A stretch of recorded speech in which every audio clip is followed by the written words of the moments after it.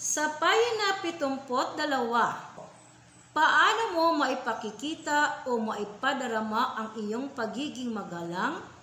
Ano-ano nga ba ang mga paraan na pagiging magalang? Dangal ng mga magulang ang mga batang magagalang.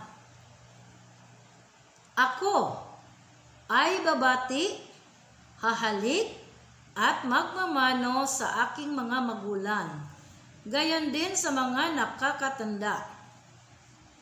Ako ay gagamit ng mga magagalang na salita sa pakikipag-usap sa mga nakatatanda at sa aking kapwa-bata. Tulad ng, opo, salamat po, maaari po ba, at paki.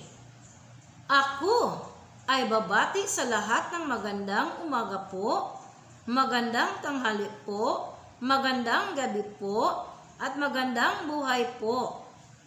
Ako ay hihingi ng pahintulot kung may nais akong gawin, tulad ng paglalaro, pagpunta sa comfort room, at paggamit ng hindi ko gamit kung kinakailangan. Ako ay susunod sa mga utos ng aking mga magulang at mga nakatatanda. Hindi makikisali sa usapan ng mga nakatatanda.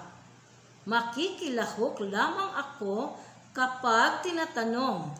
Ipagmamalaki ko na ako ay isang batang Pilipino, marangal, magalang, at may malasakit sa kapwa.